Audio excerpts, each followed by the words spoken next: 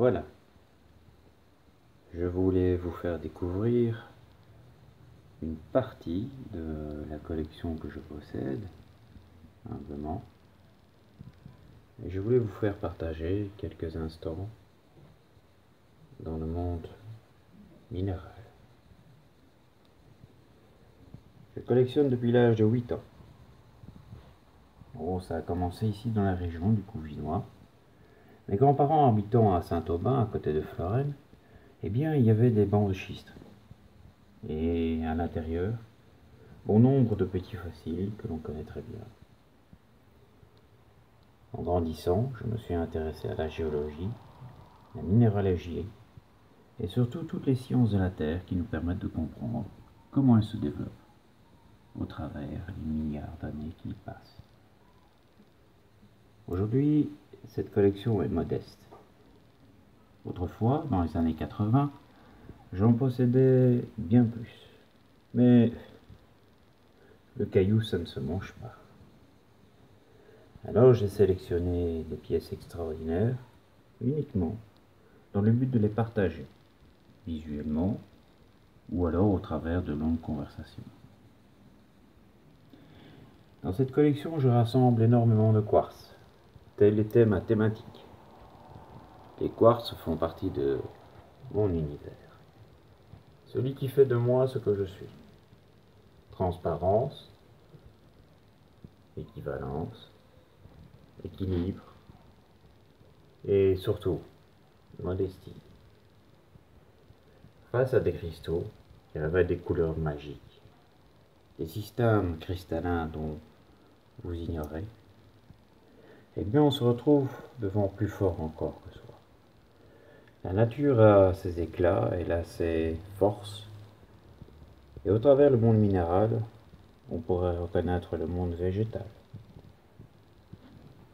Voilà.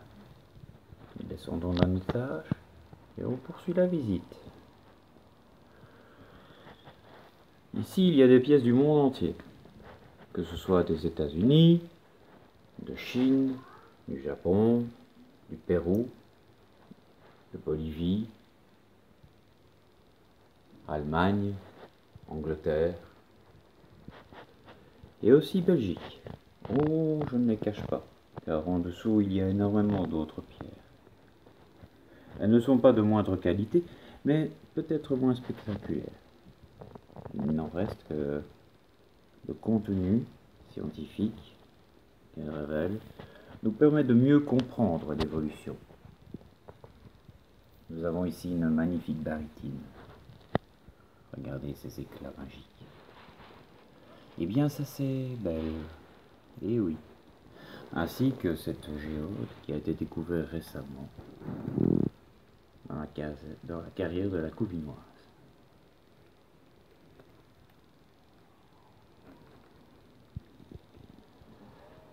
À chaque étage, le monde minéral chez moi est représenté. Au travers la sagesse et surtout le respect. Suivez-moi rapidement.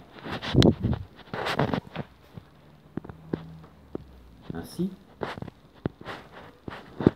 cet univers a tellement pris de la place dans ma vie que non, je n'en fais pas une obsession. Mais la beauté de ces merveilles m'inspire. C'est une partie de la féerie, celle immobile, celle qui ne bouge pas. Et pourtant, savez-vous que les pierres vivent? De toutes petites cellules, monocellules, parcourent les méandres des structures, des roches les plus dures. Ainsi, on peut suggérer que la pierre vit. Et après tout,